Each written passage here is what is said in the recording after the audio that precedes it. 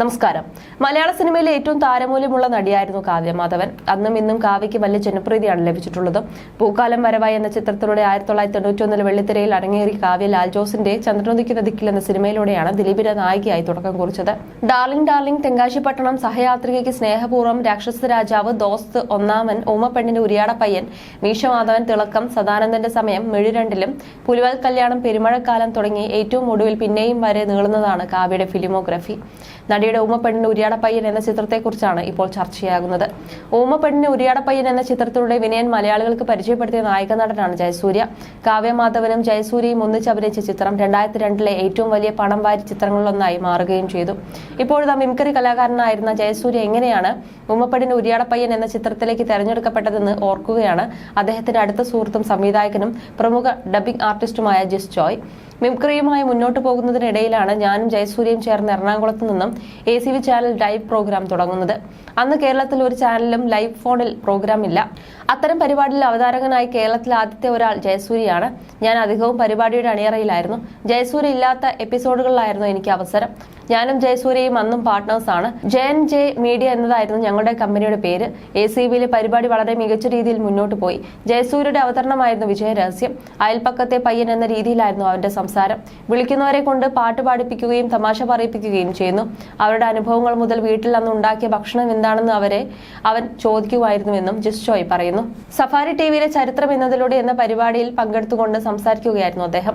1.5 വർഷം പരിപാടി നല്ല രീതിയിൽ പോവുകയാണ്. ആളുകൾ ഏറ്റെടുത്തതോടെ ഉച്ചയ്ക്കും വൈകിട്ടുമായി 2 തവണ പരിപാടി വെച്ചു. ഇതിനിടയിലാണ് സംവിധായകൻ വിനയൻ സാറിന്റെ മകൻ ജയസൂര്യയുടെ പരിപാടി ശ്രദ്ധിക്കുന്നത്.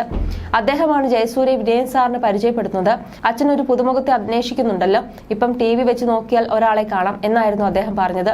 ഊമപ്പെണ്ണിന് ഉരിയാട പയ്യൻ എന്ന ചിത്രത്തിലേക്ക് വിനയൻ സാറിന് ഒരു പുതുമുഖത്തെ വേണമായിരുന്നു. ജയസൂര്യയെ കണ്ടപ്പോൾ വിനയൻ സാറിന് വളരെയധികം ഇഷ്ടമായി.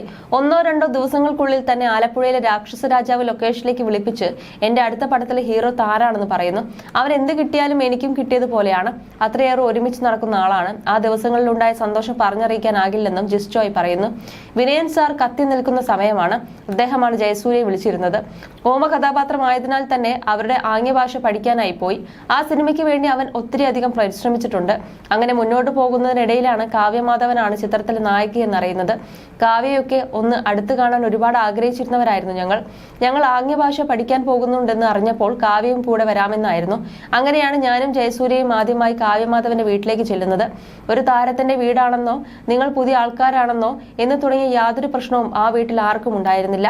വളരെ അടുത്ത സുഹൃത്തുക്കളെ പോലെയായിരുന്നു കാവ്യയുടെ വീട്ടിലുണ്ടായിരുന്നവർ ഞങ്ങളോട് പെരുമാറിയത്. പിന്നീട് അത് സഹോദരങ്ങളെ പോലെയായി മാറി. ആ സമയത്ത് ഒരു മാഗസിൻ കാവ്യമാധവൻ സ്പീക്കിംഗ് എന്ന ഒരു കോളം ചെയ്യുന്നുണ്ടായിരുന്നു.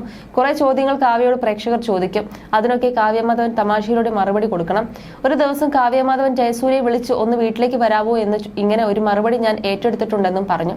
അങ്ങനെ ജയൻ എന്നെയും വിളിച്ച് കാവ്യമാധവന്റെ വീട്ടിലേക്ക് പോകും.